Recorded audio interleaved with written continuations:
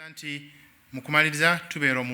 are here this morning to continue to advance the ministry of love, reconciliation, the ministry of acceptance of one another, regardless of our background.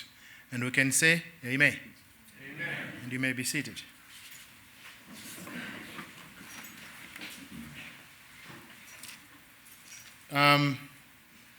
As the sermon title today is Uganda is Calling, I'm very happy that Uganda has called you. Is it so? Yeah, because you've been able to come this morning to listen to what is Uganda is being calling to tell you.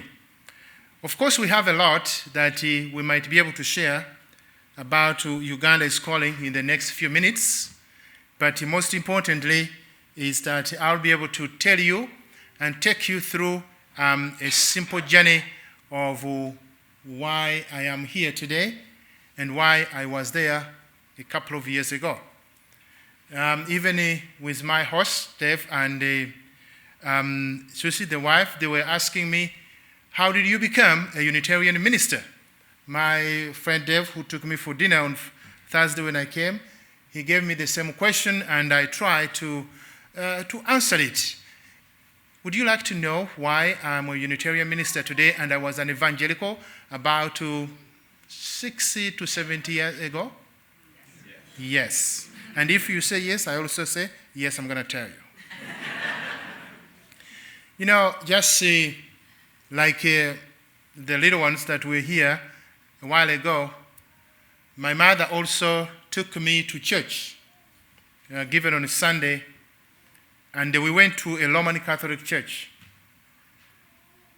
But as years went by, I grew up in a countryside, a remote area in my country, and when I grew up to the age of 20, I came to the city.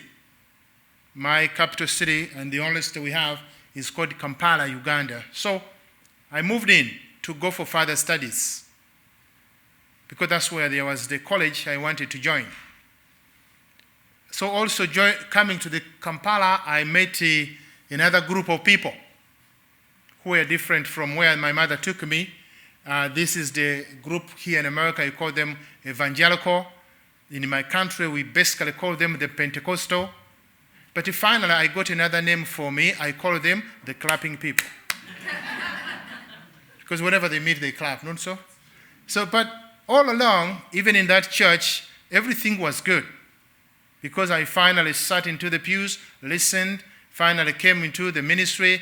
I went to seminary, and then came back after 2.5 years with an advanced diploma in biblical studies. So I was assigned a church a little bit 2 miles within the city center outside. So I started the ministry, but my denomination was called the United Apostolic Church. I suppose you have some apostolics here. It's a group of people in Christian setting that is really very conservative. If you can ever call, you know what is conservative, you could say conservative plus. So that's where I was. But this is in 2000. This is a dispensation where we are. So given on a Sunday like this one, I always had to use my Bible to preach. And I preached for about 5 years, and things started to change. So I'm coming, How did those changes come? Is because given one Sunday like this, as I was finishing and finished, and I stood at the back, there came 2 young people, probably for the age of 20 plus, but I know that we are going to university. And they asked me if I'll be able to have an opportunity to speak with me once again other than today on Sunday. And I said yes. So came Tuesday the following week, we met for counseling. That's how we call it home. And basically, the most important thing for them, they wanted to ask me and to know from me how I understand sex and sexuality in respect to homosexuality, especially now in the 21st century. Did you hear that? Yes. It was really very difficult for me to answer, given the fact that the text, the Bible I was using, condemns homosexuality. In other words, I didn't expect any homosexual to come to my church. Disregarding that, even anybody asking me questions concerning something I consider to be sin. I can even add abomination. Those are the words I used to use. So, but that was the reality of the matter. The people are here and they're asking me a controversial question. I took it exactly the way they asked me, in the sense that I desired to know why they are asking me. And the answer was to me that they were practicing homosexuals. And I said, all along in my church, that was impossible. But listen, we were having a conversation which is private. And they looked at me, somebody who is a little bit puzzled. Because there were people coming to my church that I knew personally for more than 3 years. He wasn't a stranger or a bypasser that I'm talking to about a controversial subject. No. He was a person that I know and their parents at the same time. So to cut the story short, these young people did not only stop there, but they invited me, they asked me if it would be okay for me to visit them at their university. The reason why they did so, I learned later, that they were looking at me as somebody who can help, but at some point I was missing some information. When I went to their university, I did not find the two friends. No. In the meeting where they invited me, there were more than 25 people. And in a conversation I asked, and everybody told me that we were gay and lesbians. But we thought so much controversy about Christianity and homosexuality. And we want to know if you have anything you have to say about it. Amen? So it was very difficult, but in the end, a little of me was dying. As I was dying, but at the same time, I was being born again. How? Because I was being uplifted and being educated by some people. I always thought it's me to educate them. Why? Because everybody looked brilliant. Everybody looked completely confident with no regret. And I asked, some people were doing medicine, others were doing law. So they were prospectus people for life. Yet, for me, I always thought probably that homosexual people are the miserable people. You know what? By the end of the meeting, everything of me was changed. And from that day onwards, this is who I am. Never again do I think and maybe doubt, but it's an opportunity that I made, opportunity that I came across, that I cherish, and I say I'm glad I was able to do that. Why do I say that? It's because a country of mine is the country that is now on the forefront when it comes to issues of LGBT. My associate was able to read and tell about some of the values and some of the things that America is able to export, in which she mentioned democracy and humanitarian, but he forgot to say that actually America has exported homophobia to some of our countries.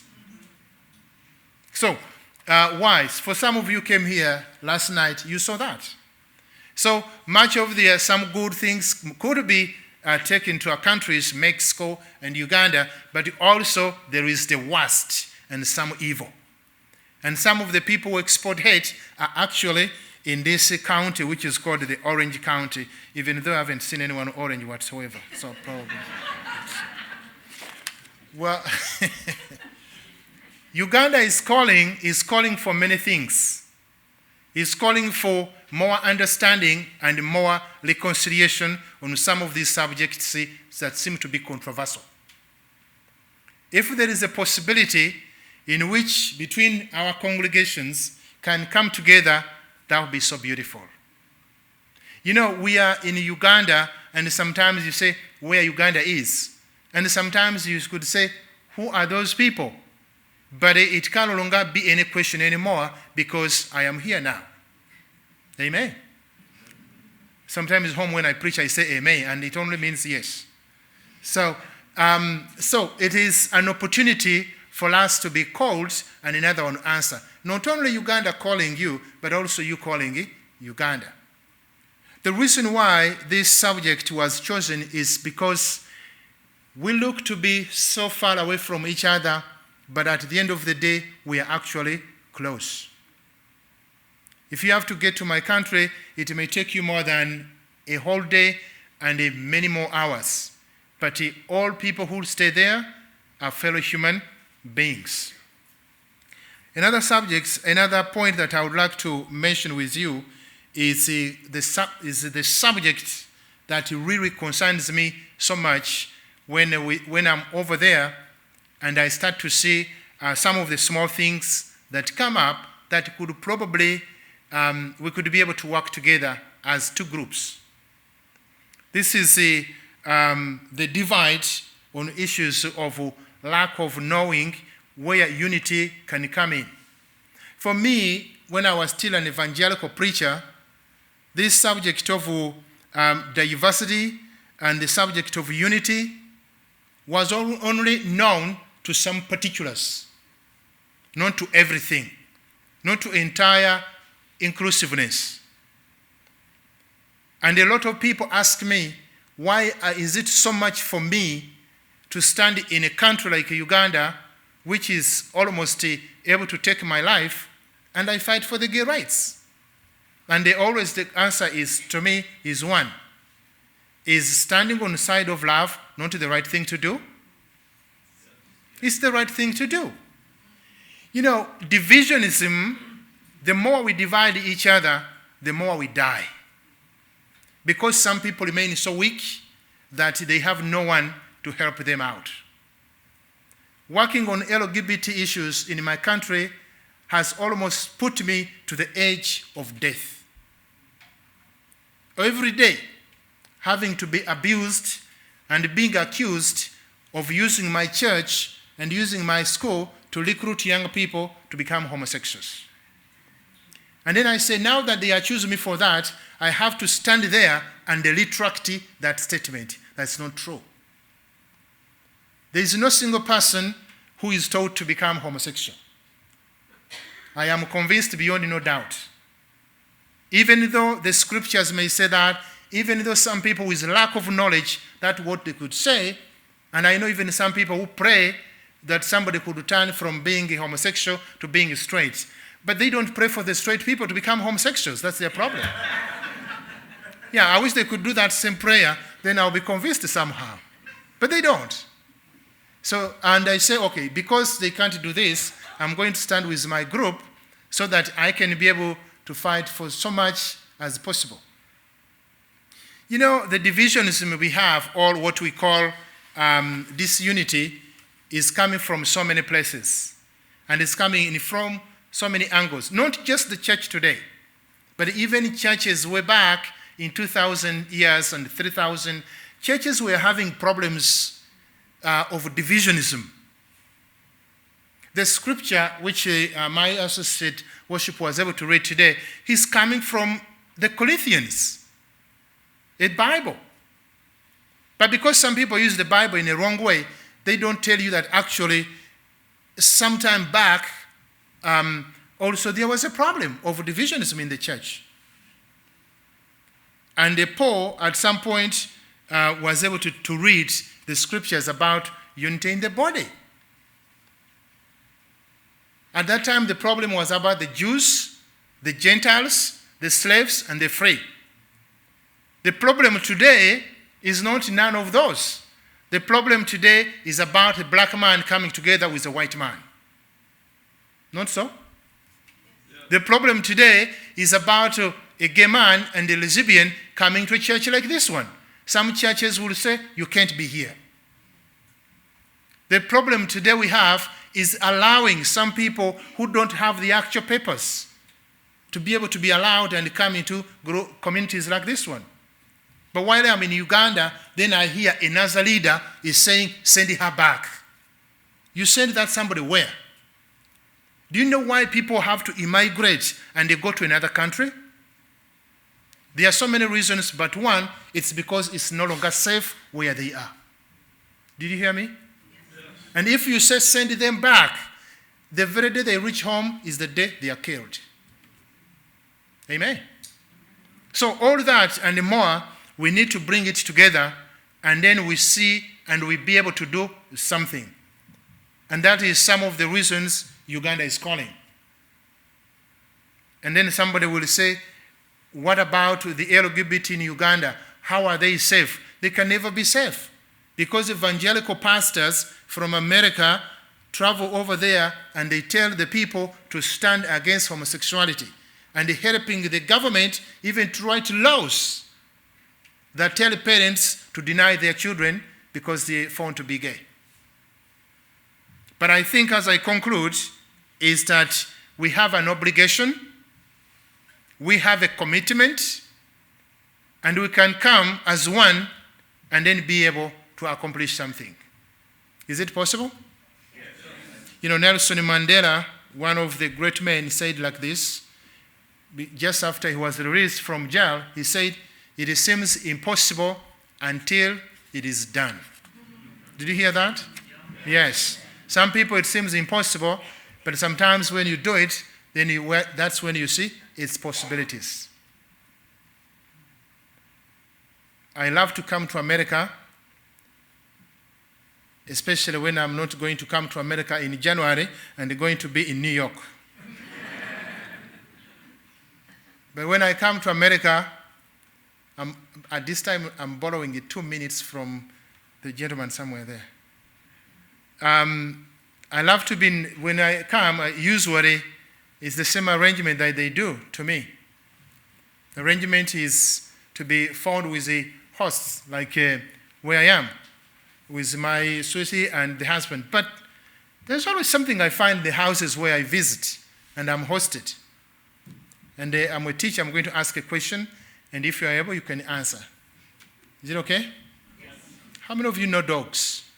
You know dogs, you know dogs. Okay, you know. How many of you know cats? You know these cats? Okay. How many of you have a dog in your house? Good. How many of you have a cat? Meow. Good.